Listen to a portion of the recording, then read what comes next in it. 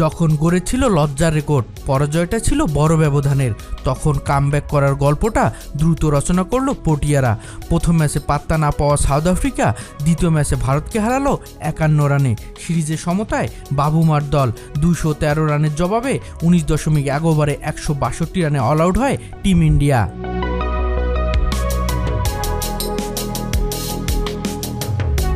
দক্ষিণ আফ্রিকা ব্যাটিংয়ে নেমে শুরু থেকে আক্রমণাত্মক ব্যাটিং শো করে ভারতের বোলারদের উপর যেন রোলার চালাতে থাকে এইডেন মাকরাম ও ডিককের মতো বিধ্বংসী ব্যাটাররা। ক্যারিয়ারে দ্বিতীয় সেঞ্চুরির দ্বারপ্রান্তে দাঁড়িয়ে জ্বলন্ত প্রদীপের আলো যেন নিমিষেই শেষ। 16তম ওভারে বরুণ চক্রবর্তীর এক ক্রাম বলে ব্যাটে বলে কানেক্ট করতে ব্যর্থ হয় ডিকক। পপিং ক্রিজ থেকে বেরিয়ে আসলে ভুল করেনি ভারতের উইকেট কিপার।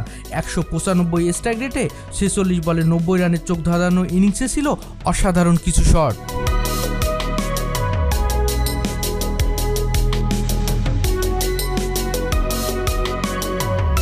এইডেন মাকরামের সাথে দ্বিতীয় উইকেট জুটিতে যোগ করেন 46 বলে 83, 26 বলে 29 করে মাকরাম আউট হলে ডোনোভান ফেরেরা 30 ও মিলার 20 রান করে।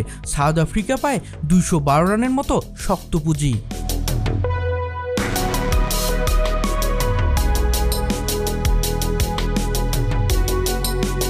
জবাবে 32 রানে 3 উইকেট হারিয়ে বিপাকে ভারত। গত ম্যাচের মতো রান খরায় প্যাভিলিয়নের পথে শুভমান গিল। অভিষেক যেন প্রথম ম্যাচের সংখ্যাটা রেখেছেন অপরিবর্তিত।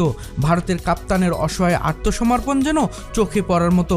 তিলক ভার্মা ও অক্ষর প্যাটেল বিপদ সামলানোর চেষ্টা করলেও রান চাপায় যেন দিশেহারা এই দুই ব্যাটার।